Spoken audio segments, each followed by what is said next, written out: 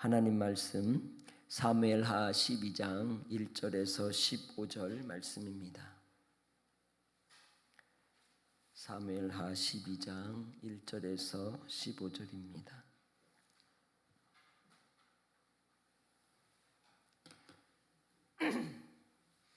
함께 봉독하겠습니다. 여호와께서 나단을 다윗에게 보내시니 그가 다윗에게 가서 그에게 이르되 한 성읍에 두 사람이 있는데 한 사람은 부하고 한 사람은 가난하니 그 부한 사람은 양과 소가 심히 많으나 가난한 사람은 아무것도 없고 자기가 사서 기르는 작은 암양 새끼 한 마리 뿐이라. 그 암양 새끼는 그와 그의 자식과 함께 자라며 그가 먹는 것을 먹으며 그의 잔으로 마시며 그의 품에 누움으로 그에게는 딸처럼 되었거늘 어떤 행인이 그 부자에게 오매 자기에게 온 행인을 위하여 자기의 양과 소를 아껴 잡지 아니하고 가난한 사람의 양 새끼를 빼앗아다가 자기에게 온 사람을 위하여 잡았나이다 하니 다윗이 그 사람으로 말미암아 노하여 나단에게 이르되 여호와의 살아계심을 두고 맹세하노니 이 일을 행한 사람은 마땅히 죽을 자라. 그가 불쌍히 여기지 아니하고 이런 일을 행하였으니 그 양 새끼를 네 배나 갚아 주어야 하리라 한지라. 나단이 다윗에게 이르되 당신이 그 사람이라. 이스라엘의 하나님 여호와께서 이와 같이 이르시기를 내가 너를 위하여 기름 붓기 위하여 너를 사울의 손에서 구원하고 내 주인의 집을 내게 주고 내 주인의 아내들을 내 품에 두고 이스라엘과 유다 족속을 내게 맡겼느니라. 만일 그것이 부족하였을 것 같으면 내가 네게 이것저것을 더 주었으리라. 그러한데 어찌하여 네가 여호와의 말씀을 업신여기고 나 보기에 악을 행하였느냐. 네가 칼로 햇사람 우리아를 치되 그의 아내를 빼앗아 내 아내로 삼았도다. 이제 네가 나를 업신여기고 햇사람 우리아의 아내를 빼앗아 내 아내로 삼았은즉 칼이 내 집에서 영원토록 떠나지 아니하리라 하셨고 여호와께서 또 이와 같이 이르시기를 보라 내가 너와 내 집에 재앙을 일으키고 네가 내 눈앞에서 내 아내를 빼앗아 내 이웃들에게 주리니 그 사람들이 내 아내들과 더불어 백주에 동침하리라. 너는 은밀히 행하였으나 나는 온 이스라엘 앞에서 백주에 이 일을 행하리라 하셨나이다 하니 다윗이 나단에게 이르되 내가 여호와께 죄를 범하였노라 하매 나단이 다윗에게 말하되 여호와께서도 당신의 죄를 사하셨나니 당신이 죽지 아니하려니와 이 일로 말미암아 여호와의 원수가 크게 비방할 거리를 얻게 하였으니 당신이 낳은 아이가 반드시 죽으리이다 하고 나단이 자기 집으로 돌아가니라. 우리아의 아내가 다윗에게 낳은 아이를 여호와께서 치심에 심히 앓는지라. 아멘. 할렐루야. 오늘도 주의 말씀 가운데 우리가 믿음으로 하나님 앞에 끝까지 신앙하며 사시기를 주의 이름으로 부탁합니다. 할 수만 있으면 죄를 범하지 않고 사는 게 신수가 좋겠죠. 그죠? 뭐라 신관이 편하다. 예? 물 마시고 하라고. 감사해요.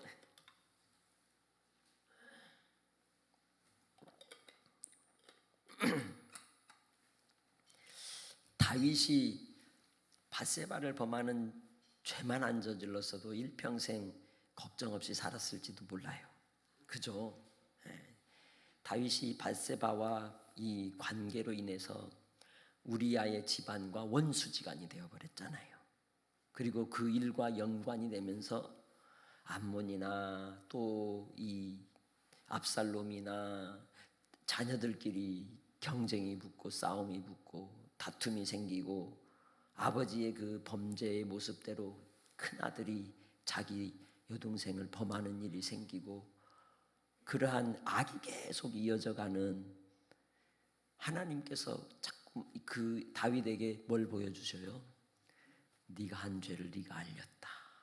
그래서 할 수만 있으면 우리가 이 땅에서 내가 하는 그 죄 악의 흔적이 다음 세대 우리 아이들에게도 넘어간다는 거예요. 그걸 잊으면 안 돼요. 그래서 우리는 내가 살 때에 하나님 앞에 할 수만 있으면 정말 하나님 앞에 선한 길을 택하고 살아가야 하는 겁니다. 수요예배 때도 말씀드렸지만 육과 영은 따로가 아니에요. 육과 영은 한 집이에요. 한 집. 그죠?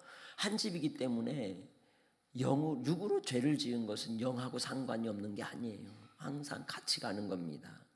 이 세대와 이 세상이 끊임없이 성적 자유와 해방을 선언하고 어린아이부터 끊임없이 그러한 유혹에 빠져들도록 조장하고 있는 이 시대에 이 세대만 우리만큼은 그러한 불의와 짝하지 않고, 그럴지라도 우리는 도덕적으로도 선하게 성결하게 거룩하게 구별된 삶을 하나님께 드리기를 힘써야 하는 겁니다. 왜냐하면 하나님 앞에 바른 신앙은 마땅히 그러한 모습으로 드러나기 때문에 그래요. 그렇기 때문에 우리가 실수와 허물로 인하여 그러한 부끄러운 삶의 흔적이 있어도 결국은 그것이 다음에 넘어갈 수 있다는 걸 잊으면 안 되는 겁니다. 오늘 말씀 속에서 다윗이 이제 모든 일이 다 정리가 되었다고 생각을 하고 밧세바를 데리고 왔습니다. 그리고 이제 이 아이를 잉태하고 이제 낳게 되는 그런 과정이 준비되는 가운데 나단에게 하나님께서 다윗을 찾아가라고 하시고 그에게 전할 말씀을 주신 겁니다. 이건 스토리죠, 이야기. 이 이야기는 유비라고 말합니다. 유비, 비유가 아니고 유비예요. 그것은 하나님이 전하고자 하는 메시지를 담아놓은 핵심의 내용과 연관을 지어준다는 거예요. 비유 그러면 A는 B다 이렇게 얘기를 해요. 이 신천지는 이렇게 성경을 비유풀이를 하죠. 나무는 사람이다. 그러면 창세기부터 요한계시록까지 나무라고 하는 글씨는 다 사람으로 바꿔요. 그런데 맞을 수도 있지만 틀려요. 그죠? 네. 예수님이 비유를 풀어놓은 단어도 또 풀어버려요. 엉뚱한 해석이 나오게 되는 거죠. 구름 하면 뭐라 그럴까요? 구름. 걔네들은 구름이 사람의 물이라 그래요. 그래서 예수님이 구름 타고 오신다 그러면 많은 순교자의 영하고 같이 온다 이렇게 해석을 해요. 아니라니까요. 그렇게 성경을 푸는 게 아니에요. 이 말씀을 나단이 전해주는 이유는 말씀을 통해서 다윗이 어떠한 악을 행했는지를 가르쳐주고자 하는 거예요. 그래서 나단이 다윗에게 가서 이야기를 하면서 한 성읍에 두 사람이 있었다. 한 사람은 부하고 한 사람은 가난했다. 그러면 우리아는 가난하고 다윗은 부자다 이런 뜻으로 이해하는 게 아니죠. 오히려 다윗은 절대 권력을 가진 자이고 우리아는 충신이에요. 그거하고는 연결이 안 되잖아요. 이 속에서 담기고자 하는 메시지를 붙잡아야 되는 거예요. 힘없는 이 가난한 사람은, 이 부자는 양과 소가 엄청 많았다는 거예요. 자기가 하고 싶은 대로 부릴 수 있고 또 취할 수 있는 자였어요. 그리고 가난한 사람은 오직 하나, 한 마리 작은 암양 새끼 한 마리뿐이었는데 그는 자식과 함께 자라고 또 먹을 것도 같이 먹고 또 함께 마시고 그 품에서 같이 딸처럼 그렇게 길렀다 이 말이에요. 그런데 어떤 한 지나가는 나그네가 부자에게 찾아왔어요. 그래서 부자가 그 사람한테 대접을 하려고 자기 양과 소를 잡기를 꺼려하고 아까워서 저 가난한 사람의 그 딸과 같은 양을 잡았다는 거예요. 그 사람을 위해서. 그래서 다윗이 이 얘기를 전하니 다윗이 막 노해가지고 나단에게 여호와의 살아계심을 두고 맹세하노니 이 일을 행한 그 사람은 마땅히 죽을 자라 그러는 거죠. 하나님의 은총으로 그가 죄사함은 받았고 긍휼은 입었는데 그 이후의 삶이요 이렇게 사는 거예요. 죽을 자로. 그죠? 다윗의 후반부 왕권을 가진 시대는요 고생했어요. 사는 게 아니에요. 압살롬 죽었을 때 누가 죽었다 그랬어요? 내가 죽었다 그랬어요. 이미 그 죄값을 톡톡히 치르는 거죠. 그래서 우리는 주님 앞에 항상 성결하고 거룩하게 살아가야 하는 거예요. 많은 사람들이 악을 행하잖아요. 그런데 잘 살아요? 잘 사는 게 아니에요. 우리는 하나님을 경외하고 하나님을 사랑하는 자로 끝까지 충성하며 삽시다. 다윗이 이러한 하나님의 살아계심을 두고 맹세를 해버렸어요. 그 사람 마땅히 죽을 자라고. 누구 얘기인 거예요? 자기 이야기 지가 맹세해버렸어요. 그 사람은 하나님의 이름을 걸고 맹세하는데 죽을 자다. 그랬더니 그러면서 그 이유가 뭐냐?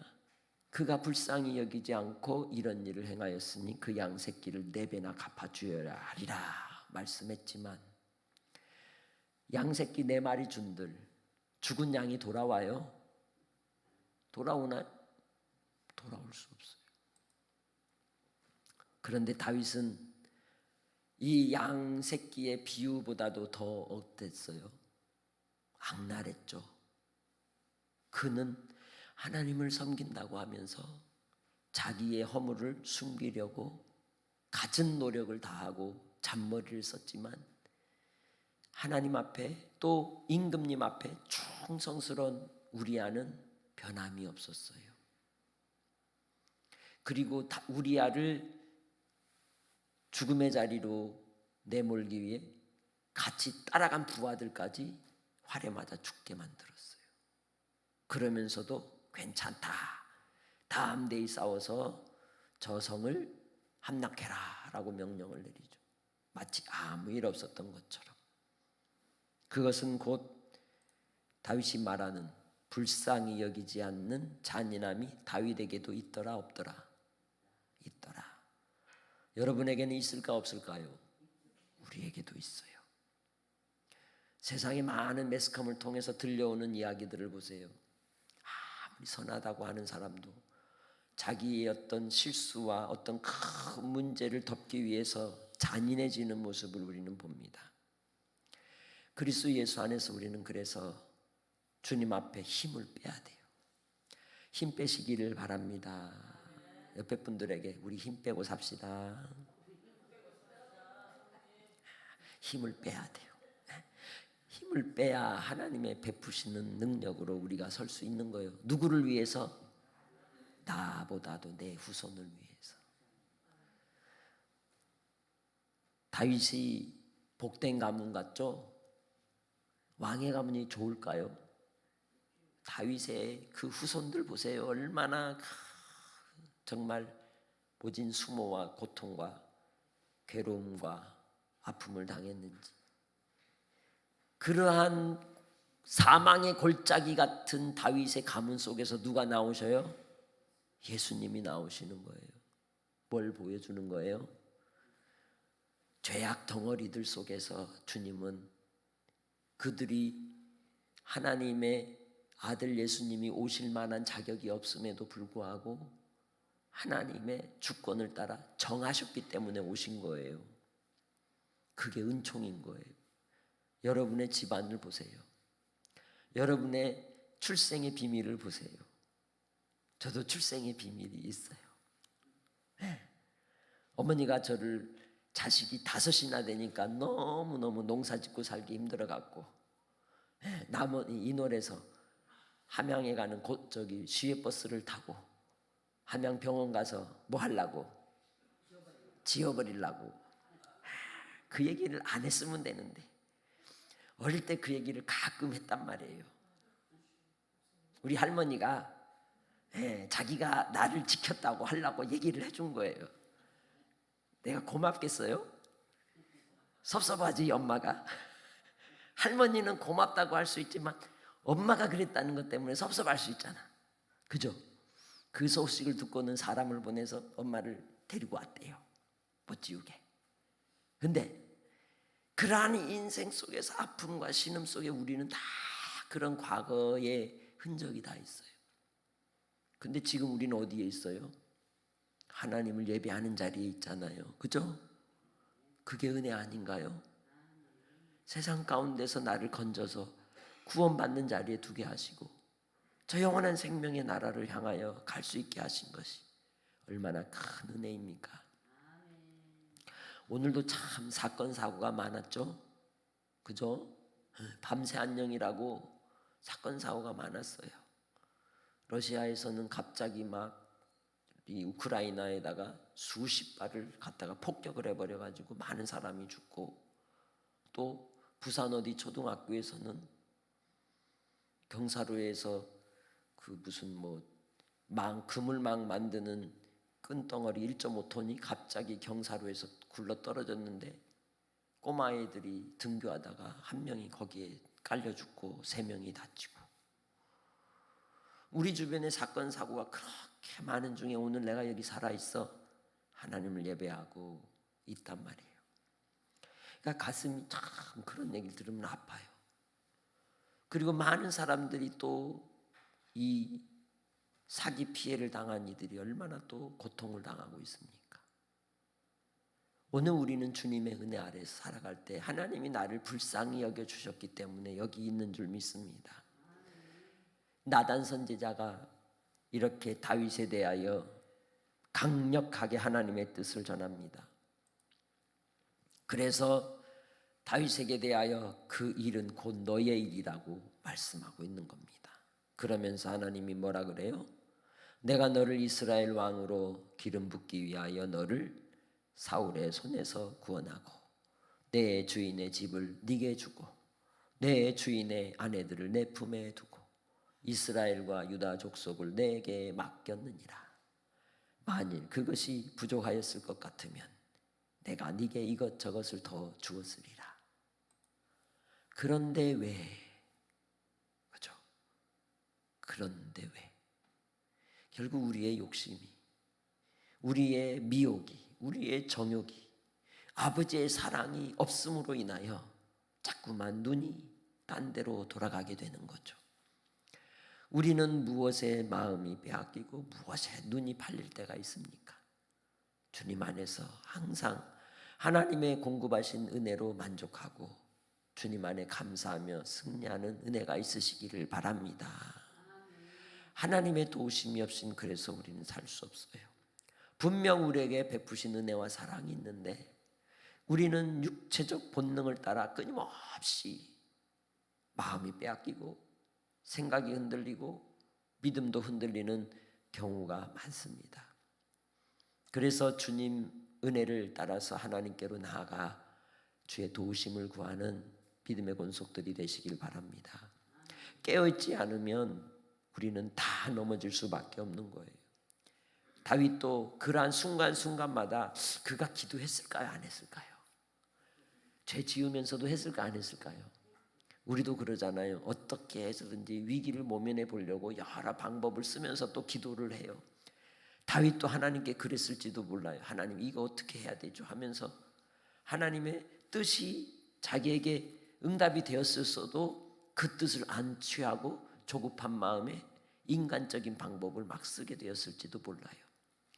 그 자리에 우리가 납작 엎드려야 하는 겁니다. 질질 끌고 가봐요. 결국은 된통 당하게 되는 겁니다. 하나님의 뜻을 따라서 엎드릴 때 하나님께서 풀어주시고 이끌어 인도해 주실 줄 믿습니다. 지금 당장 내가 어려움을 당한다 할지라도 차라리 그게 나은 거예요. 차라리 그게 댐이 터지지 않도록, 뚝이 무너지지 않도록 예방하는 방법인 것입니다. 다윗은 이 일로 참 비참한 꼴을 당했습니다. 그래서 바로 이 다윗이 행한 일에 대하여 무엇이라고 얘기했어요? 네가 나를 업신여긴 거다 하죠. 하나님이 네가 나를 업신여긴 것이다. 그 우리아의 아내를 빼앗아 네 아내로 삼았기 때문에 네가 죽게 되는 모습이 뭘로 징계가 이루어진다? 칼이 내 집에서 영원토록 떠나지 아니하리라. 하나님의 은총을 입어서 구원은 받는데 이 땅의 삶이 형편이 없어요. 왜? 그의 악함 때문에. 하나님은 우리에게 긍휼을 베푸시고 구원은 해주시는데 우리가 이 땅에서 맞아야 될 매는 맞아야 되는 거예요. 그래도 감사한 건 뭐는 받아요? 구원은 받는 거예요. 그래서 하나님이 무조건 다 오냐오냐 하시는 분이다? 아니라는 걸 우리가 알아야 돼요. 어떤 상황 속에서도 하나님의 편에 서기를 몸부림쳐야 하는 겁니다. 그럴 때 우리에게 또 자녀들에게 또 우리의 삶에 복이 임하는 거예요. 항상 하나님 은혜 아래 거하는 자, 주의 말씀 안에 거함으로 세상의 악한 자들에게서 보호를 받고 긍휼을 입는 자가 되는 것이죠. 예수님께서도 그래서 팔복을 통해 뭐라고 말씀하셨어요? 네가 이 땅에서 헤아리는 대로 헤아림을 받을 것이다. 이게 뭐예요? 네가 나를 업신여겼으니 칼이 내 집에서 영원토록 떠나지 않을 것이다. 이 말씀인 거예요. 여러분에게는 하나님을 네가 나를 귀히 여겼으니 내 집에서 복이 떠나지 아니할 거다라는 응답이 있으시기를 주님의 이름으로 축복합니다. 하나님께서 그러시면서 그에게 두 번째로 뭐라 그래요? 너와 내 집에 뭘 일으키고 재앙을 일으키고 그리고 또 눈앞에서 네 아내를 빼앗아 네 이웃들에게 줄 것이다. 근데 그 이웃이 누구예요? 자기 아들들이잖아요. 그러한 부끄러움과 수치와 모멸감을 당하는 일이 생긴다는 거죠. 너는 은밀히 행하였으나 나는 온 이스라엘 앞에서 백주의 이 일을 행하리라. 왜 그랬을까요? 여러분, 배신의 칼을 믿을 만한 사람, 이 스승이나 혹은 도움을 준 사람에게 등에 칼을 꽂는 사람, 그런 사람은 보통 어떤 사람이 많아요? 어떤 관계에 있는 사람이 많아요? 그냥 별로 친하지 않은 사람이 그래요? 아주 정말 마음을 주고 했던 사람이 세상에 보면 배신의 칼을 꽂잖아요. 왜 하나님께서 이렇게 무섭게 다윗을 혼낼까요? 너만큼은 그런 거예요. 내가 너만큼은 내가 사랑하고 너만큼은 이스라엘의 계보를 이을 자로 영원히 너의 집에서 하나님의 영광이 떠나지 않게 하리라 하신 그 말씀을 준 사람이잖아요. 그죠? 그래서 그가 범죄해서 그 범죄에 대한 징계는 있었지만 거기에 무엇도 함께 갔어요? 하나님의 은총도 함께 간 거예요. 우리를 향한 하나님의 언약도 그래요. 약속도 그러한 거예요. 그래서 우리는 하나님 앞에 생명을 얻었으면 생명의 풍성함을 누리고 살아야죠. 그죠? 네. 그 생명의 풍성함의 기쁨을 누리며 살려면 우리의 삶의 예배가 회복이 되어야 하고, 그리고 우리가 주님의 제자로 살아가고 주님이 주신 말씀을 따라 믿음의 청지기가 되어서 이웃을 섬기고 살리는 치유자로 하나님의 부르신 부름의 사명을 이루며 갈 때에 그 복을 누리는 자가 되는 거예요. 그런 삶이 여러분 안에 있으시기를 주님의 이름으로 축복합니다. 하나님께서 지금 다윗에게 몇 배로 갚아주고 계실까요? 4배로 갚고 있는 거예요. 성경대로 말하면 은밀하게 했는데 백주 대낮에 해버리겠다 말씀하시잖아요. 그러니까 그가 죽을 때까지 머리가 어지러웠을 거예요. 2다리 뻗고 제대로 잠을 못 잤을 겁니다. 이 말씀을 듣는 순간 얼마나 오금이 저렸을까요? 그죠? 선지자가 와가지고 이 이야기를 할 때 정말 등 뒤로 무슨 땀?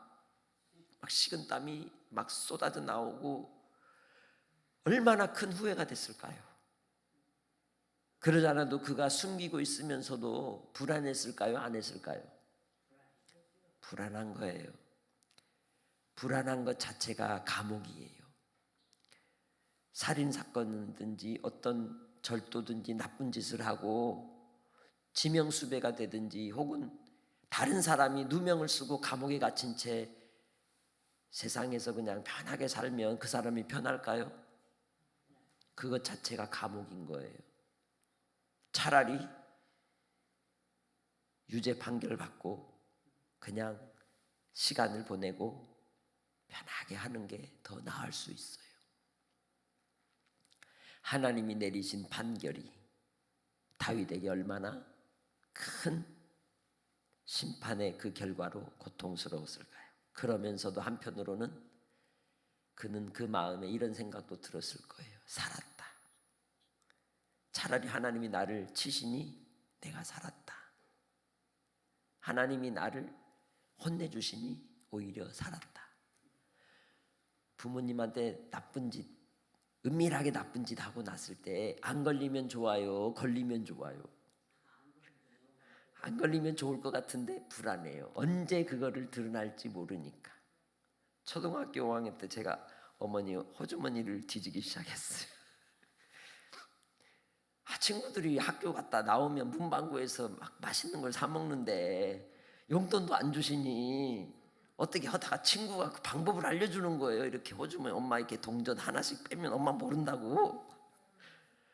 그래서 그렇게 한 몇 개월을 했어요. 그러다가 여동생이 딱 봤네. 그래서 여동생도 사주면서 입막음을 시켰어요. 그러다 어느 정도 되니까 이러면 안 되겠다 해서 안 했어요. 그리고 나서 30대, 40대 결혼하고 나중에 이제 엄마한테 물어봤어요. 엄마, 내가 옛날에 그랬는데 죄송해요 그랬더니 알고 있었어. 그래서 일부러 돈 더 넣어놨었어. 그러시더라고요. 그런데 그때 그 사먹는 재미, 희열은 있지만 그 뒤에 몰려오는 불안함과 두려움은 더 커요. 엄마 눈을 못 마주치죠. 그렇게 되는 거예요. 그래서 오히려 하나님 앞에 다윗이, 우리 믿는 사람은 하나님한테 혼나는 게 복인 거예요. 할렐루야. 13절 말씀에 이렇게 얘기합니다. 내가 여호와께 죄를 범했습니다. 다윗이 자백합니다. 그러자 다윗이 뭐라 그래요? 나단이 다윗에게 여호와께서도 당신의 죄를 사하셨나니 당신이 죽지 아니하려니와 이 일로 말미암아 여호와의 원수가 크게 비방할 거리를 얻게 하였으니 당신이 낳은 아이가 반드시 죽을 것입니다. 뭔 말이에요? 우리가 하나님이 기뻐하지 않는 삶을 살면 사단이 누구한테 비방거리를 갖고 가요? 하나님께 가서 보시오, 당신이 하나님 아들 삼은 저놈들 보시오, 저렇게 죄짓지 않시오. 그런데도 저런 놈들을 구원하십니까? 하고 하나님 앞에 가서 후벼 파는 거예요. 다윗을 하나님이 죽이신다? 죽이지 않으신다. 은총을 베푸신다. 왜 우리를 하나님이 징계하셔요? 죄를 사하시려고, 돌이키시려고. 그럴 때 우리는 숨기지 말고 하나님 잘못했어요 하는 거예요. 그러나 그 죄의 결과로 인한 문제는 하나님이 정리하시는 거예요. 정리가 뭐예요? 내게 아픔을 두시는 거예요. 자녀가 죽으면 어디다 묻어요? 가슴에 묻잖아요. 다윗의 가슴에 묻어 놓는 거예요. 너 잊지 마. 너의 범한 죄를 잊지 마 하고. 노년에 다윗에게 후궁을 넣어줬지만 다윗이 같이 잤어요. 왜 그랬어요? 하나님 앞에 그 가슴에 묻은 아이 때문에 그는 하나님 앞에 선하게 살기를 결단하게 된 거죠. 대신 누가 죽은 거예요? 이 아기가 죽은 거예요. 그러니 그에겐 큰 인생의 짐이 된 거죠. 여러분의 삶에도 그런 짐이 있을 겁니다. 자녀의 짐일 수도 있고, 이 가슴에 묻은 그 아픔이, 징계가 오히려 나가 범죄하지 않고 오히려 하나님께 대한 소망을 두게 하고 다시 이 땅에서 하나님의 영광을 위해 살아갈 수 있는 위로가 되는 줄 믿습니다. 그래서 나단이 이제 자기 집으로 돌아가서 이 모든 일들에 대해 기도했겠죠. 그리고 이 이야기대로, 말씀대로 우리아의 아내가 낳은 아이가 하나님께서 치심으로 심히 앓게 되었고 곧 세상을 떠나게 된 것입니다. 세상 속에 일어나는 많은 일들 속에는 우연히 된 일처럼 보이지만 그 속엔 어떤 하나님의 선하신 뜻이 담겨 있는 이야기들도 있습니다. 그리고 그런 이야기들이 우리 자신이 억울하게 보일 수도 있고 또 우리 자신이 한탄스럽고 괴로울 때도 있지만 하나님 앞에 나아가 손을 내밀고 토설하며 기도할 때 거기엔 다 이유가 있는 겁니다. 그럼에도 불구하고 하나님이 택한 그 자녀들은 변함이 없이 하나님이 사랑한다는 거예요. 나를 변함없이 사랑하신다는 겁니다. 우리와 변함없이 함께 해주신다는 겁니다. 그 괴로움의 시간 속에 마치 인생의 삶을 그 두 발에 착고가 채워져서 질질 끌려가는 그 다윗의 모습처럼 나머지 인생을 죄수의 모습으로 살아도 그는 하나님의 나라의 영원한 안식과 구원의 은혜를 입었기 때문에 그 길을 그렇게 간 겁니다. 우리도 우리의 죄의 짐이 있다면 그 징계의 그 시간들을 마치 수용자들처럼 살아야 될 수도 있는 거예요. 그러나 그것이 나의 정죄의 거리가 아닙니다. 우리에게 구원의 은총을 받은 징표인 줄 믿습니다. 주님 안에서 우리는 하나님의 은혜를 따라 주님께로 더 겸비하여 엎드리는 백성들이 되시길 바랍니다. 다윗이 이 일로 인해서 하나님께 간절히 금식하죠. 그죠? 이 아기를 위해서 금식을 합니다. 그리고 이 다윗이 이 아기를 위해 기도할 때에 이 아이가 다시 살아나게 해주시라고 기도했을까요? 이미 하나님 결론 내렸잖아요. 그러면 이 아이를 살려주시라고 기도했을까요? 아니면 어떻게 기도했을까요? 먼저는 참회했겠죠. 자기 죄 때문에 이 아이가 대신 죽는 건데 내 죄 때문에 이 아이가 예수 그리스도처럼 죽는 거예요. 이 아이가 죄가 있나요? 없단 말이에요. 다윗을 통하여 우리 인생들이 이 아이처럼 예수 그리스도께서 이 땅에 오셔서 우리를 위해 죽으신 모습을 보여주고 있는 겁니다. 그래서 바로 이 아이를 위해 기도할 때 영원한 안식을 위해서 기도하는 겁니다. 하나님께서 긍휼을 베풀어 이 아이에게 구원의 은혜를 주시기를 기도한 겁니다. 그래서 다윗이 이 아이가 죽었다는 얘기를 들었을 때 딱 정리하고 식사를 시작한 거죠. 오늘 우리는 주님 뜻을 따라 살아가는 백성입니다. 하나님의 은혜를 구하고 살아가는 백성들입니다. 우리의 삶의 인생의 기복 속에서 좋은 일도 있고 어려운 일도 있고 기분 좋은 일도 있고 나쁜 일도 있지만 그 속에서 감정에 따라 요동치는 바다 물결처럼 그렇게 흔들리지 마시고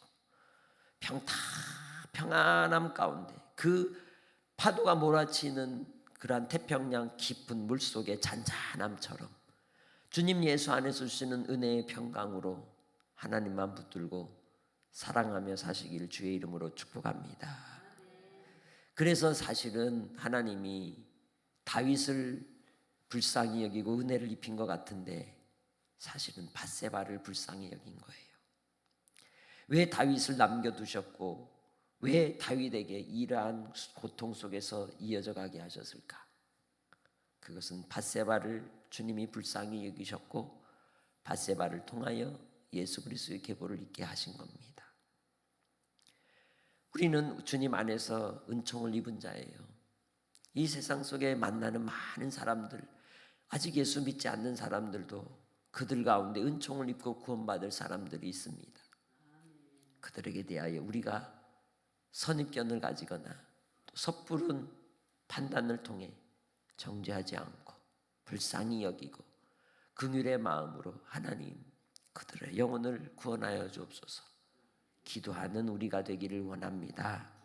그것이 오늘 말씀을 통해 회개하는 자, 하나님의 은총을 입은 자가 가져야 될 태도인 것입니다. 기도합시다. 하나님 아버지 감사합니다. 주님의 선하심과 인자하심을 오늘도 베푸시고 다윗이 자신의 죄가 발각났을 때, 발각되었을 때 그는 어떤 마음이었을까요? 두려움의 공포가 사라지고 오히려 그를 징계하신 하나님으로 인하여 자기 생명을 건져주심에 감사하고 하나님께 나아간 이 다윗처럼 오늘 우리도 주님의 은혜 아래 엎드려 간구하며 기도할 때 영원한 하나님의 나라의 소망으로 다시 일어서게 하시고 신앙의 열심을 통해 하나님 앞에 우리에게 주어진 삶을 드리게 하여 주옵소서. 아버지, 과거에 우리는 어떤 모습으로 살았을지라도 이제는 주님 안에서 주님과 동행하며 거룩하고 선한 길로 향하여 하나님 앞에 코람데오로 살게 하여 주옵소서. 아버지, 사랑하는 우리 믿음의 식구들 하늘의 복의 사람들이 되게 해 주옵소서. 그 누구보다도 그 어떤 사람보다도 주님을 끝까지 믿고 따라 신뢰함으로 순교의 열매가 되게 하시고 부활의 소망을 따라서 하나님이 기뻐하는 하늘의 별들이 되게 하여 주옵소서. 아버지, 이 일들을 위해 은밀히 주님 안에 수고하고 섬기며 기쁨으로 자원하는 심령들마다 아버지께서 위로하여 주시고 칭찬하여 주시고 변함이 없는 믿음으로 끝까지 충성케 하옵소서. 감사 영광 돌리옵고 예수님의 이름으로 기도합니다. 아멘. 하늘에 계신 우리 아버지여, 이름이 거룩히 여김을 받으시오며 나라 임하옵시며 뜻이 하늘에서 이룬 것 같이 땅에서도 이루어지이다. 오늘날 우리에게 일용할 양식을 주옵시고 우리가 우리에게 죄 지은 자를 사하여 준 것 같이 우리 죄를 사하여 주옵시고 우리를 시험에 들게 하지 마옵시고 다만 악에서 구하옵소서. 대개 나라와 권세와 영광이 아버지께 영원히 싸움나이다. 아멘. 잠깐 광고하겠습니다.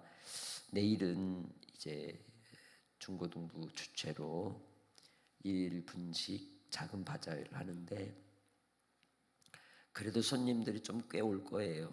오신다는 분들이 있어서 그래서 혹 바쁘시더라도 와서 잠깐이라도 같이 관심 가져주시고 어르신들도 할 일이 다 있어요. 주차 안내도 해야 되고 손님들 오면 손이라도 이렇게 흔들어주면 얼마나 귀한 일인지 몰라요. 그래서 일손이 많이 부족하니까 함께 즐겁고 복되고 기쁜 잔치가 되기를 원합니다. 곁에 옆에 있어줘도 되는 거예요. 그렇게 우리 모든 식구들이 함께 이 축제의 잔치가 되도록 힘써 주시고 우리 아이들을 위해 기도해 주시고 또 위로해 주셔서 하나님이 기뻐하는 교회 공동체가 또 오늘 우리가 이 캠페인하는 주제처럼 우리가 교회입니다 외칠 수 있는 모든 식구들이 다 되시기를 바랍니다. 최소한 10시 반까지 오셔야 돼요. 10시 반에 우리가 기도하고 예배하고 시작하도록 할 거니까요. 그래서 우리 한번 외쳐볼까요? 우리가 교회입니다. 시작. 우리가 교회입니다. 할렐루야. 그런 심령으로 함께 또 기도로서 무장하시기를 주의 이름으로 부탁합니다. 우리 각자 기도의 제목들을 놓고 특별히 바자회를 통해 오고 가는 이들이 위로를 얻는 시간이 되게 하시고 복을 나누는 시간이 되길 위해서 기도하시고 우리 함께 돌아가도록 하겠습니다. 기도하겠습니다. 하나님 아버지 감사합니다. 주님의 한량없는 은혜와 사랑을 오늘도 우리에게 부어주시고 주님의 영광을 위해 살아가는 주의 백성들 끝까지 믿음으로 충성하여 하나님이 기뻐하는 열매를 맺게 하옵소서. 표대를 향하여 그리스도 예수 안에서 하나님이 위에서 부르신 부름의 상을 위해 달려가는 종들 위에 한량없는 은혜를 채워 주옵소서. 오늘도 주님께서 역사하여 주셔서 기쁨이 되게 하시고 소망이 되게 하시고 약속이 되심을 믿고 따르고 의지하는 자들마다 아버지 하나님 응답하여 주옵소서. 한량없으신 하나님의 은혜와 사랑이 내일 아버지 하나님 우리 바자회를 통하여 이루어지기 원합니다. 응답하여 주옵소서. 모든 식구들이 함께 기쁨으로 이 역할 그 일을 잘 감당할 수 있도록 도와주시옵소서.